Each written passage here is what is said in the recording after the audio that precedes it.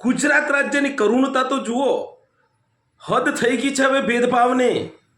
ગુજરાત રાજ્યના ધારાસભ્યશ્રીઓ, જે મહાનગરપાલિકાઓના ધારાસભ્યશ્રીઓ પોતાની પ્રજાની વેદના, વર્તમાન સરકારના ધારાસભ્ય હોવા છતાં ડંકાની ટોચ ઉપર પોતાની વેદના જણાવે છે।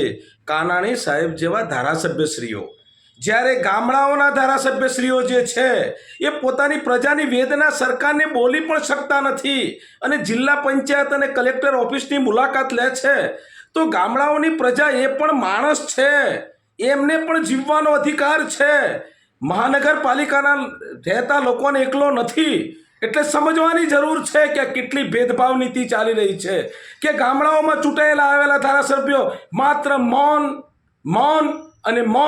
અને મત લેવાનો થાય એટલે ખુલ્લેઆમ મત આપો, અમે તમારી વેદનામાં હાજર રહેશું, પણ વેદનામાં એક પણ ધારાસભ્યશ્રી હાજર રહેતા નથી।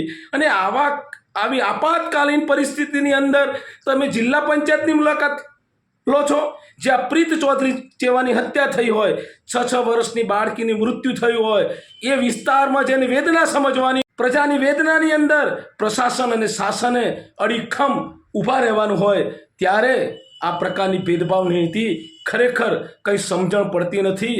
શું કરી રહ્યા છે, શું કરવા માગે છે, પ્રજા મૂંઝવણમાં છે કે હકીકતમાં મત આવે ત્યારે આ લોકો કેવા ઠાલા વચનો આપે છે અને આજે જ્યારે જરૂરિયાત પડી છે ત્યારે અંદરો અંદર લડાવવાની રાજનીતિ અને ક્યાં તો રાજનીતિ છે, આ કઈ પ્રકારની વાતો હરે છે એ કંઈ સમજાતું નથી। હસમુખ સક્સેના એક જ વાત કરે છે કે સંવિધાનની સાચી અમલવારી કરો અને પ્રજા વસૂલાત કરવા વિનમ્ર ભાવે ઊભી છે, નહીંતર સમયે જવાબ આપવા પણ અડીખમ તૈયાર છે। યાદ રાખજો, પ્રજાની વેદનાની અંદર તમે જુઓ, વેદ વાંચવાના નથી, વેદના સમજવાની છે। આજે પ્રજા પાયમાલ થઈ ગઈ છે, એ બોલી પણ શકતી નથી, કારણ કે ત્યાં ઉપાર્જન થાય એવી કોઈ પરિસ્થિતિ જ નથી ગામડાઓમાં, ત્યાં આર્થિક પરિસ્થિતિ પણ નબળી પડી છે। એ નબળી પડવાના કારણે ગામડાઓના પ્રજા, માલપુર મેઘરજ જેવી પ્રજા નબળી થઈ રહી છે, માનસિકતા પણ નબળી થઈ રહી છે। આ પ્રકારની પરિસ્થિતિ, કારણ કે આર્થિક ઉપાર્જન છે જ નહીં, ત્યાં કોઈ સરકારી કોલેજ નથી, ત્યાં કોઈ GIDC નથી, આ પ્રકારની પરિસ્થિતિ છે।